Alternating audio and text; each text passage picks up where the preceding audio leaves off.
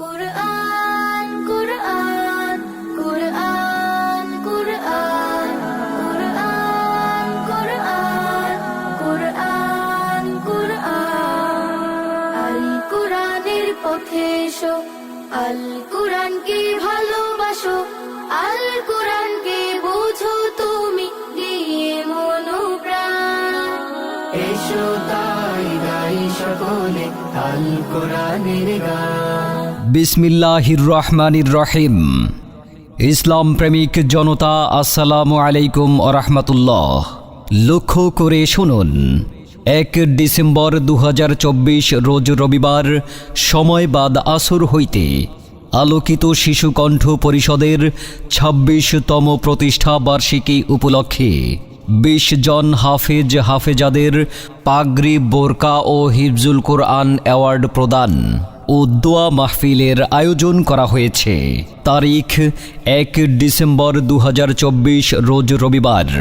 স্থান আলোকিত বহুতল মাদ্রাসা মসজিদ প্রাঙ্গণ, হিজবুল্লাহ মোড়, তবকপুর, উলিপুর, কুড়িগ্রাম। উক্ত দোয়া মাহফিলে প্রধান আকর্ষণ হিসেবে তাশরিফ আনবেন সারা বাংলা আলোড়ন সৃষ্টিকারী ও বিভিন্ন দেশ ভ্রমণকারী শিশু বক্তা কারি মোহাম্মদ নুরুল ইসলাম বিক্রমপুরী। কারি মোহাম্মদ নুরুল ইসলাম বিক্রমপুরী, বিক্রমপুর, ঢাকা। উপস্থাপক ও ধর্মীয় আলোচক আনন্দ টিভি, বনশ্রী, ঢাকা। প্রধান আলোচক হিসেবে তাশরিফ আনবেন হাফেজ মোহাম্মদ রাশিদুল ইসলাম, খতিব কাম পেশ ইমাম, বড় রংপুর জমিদার বাড়ি জামে মসজিদ, রংপুর। বিশেষ আলোচক হিসেবে তাশরিফ আনবেন মাওলানা মোহাম্মদ আল আবুজার গিফারি, MA বজরা। প্রধান অতিথি হিসেবে উপস্থিত থাকবেন জনাব মোহাম্মদ হায়দার আলী মিয়া, সভাপতি, বাংলাদেশ জাতীয়তাবাদী দল, উলিপুর উপজেলা শাখা। প্রধান মেহমান হিসেবে উপস্থিত থাকবেন জনাব মোহাম্মদ আব্দুল জলিল সরকার, সাবেক সহকারী অধ্যাপক, চিলমারি সরকারি কলেজ। সভাপতিত্ব করবেন আলহাজ মোবাশ্বের আহমদ শামসী। উপাধ্যক্ষ সান্ধ্যী দারুসুন্নাত আলিম মাদ্রাসা, কাউনিয়া, রংপুর। উপস্থাপনায় থাকবেন মোহাম্মদ বীর তোফায়েল হোসেন, উপপরিচালক, আলোকিত শিশু কণ্ঠ পরিষদ।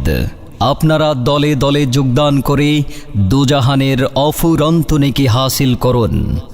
যোগ দিন দলে দলে 1 ডিসেম্বরের মাহফিলে, যোগ দিন দলে দলে রোজ রবিবারের মাহফিলে, যোগ দিন দলে দলে কারি মোহাম্মদ নুরুল ইসলাম বিক্রমপুরীর মাহফিলে।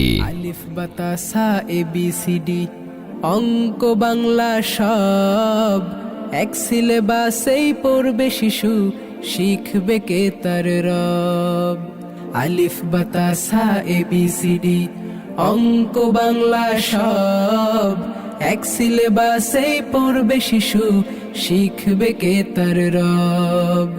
এই প্রচেষ্টা আমরা করি, দিবেন শিশুকে তাই আলোকিত শিশু কণ্ঠ পরিষদ মাদ্রাসায়।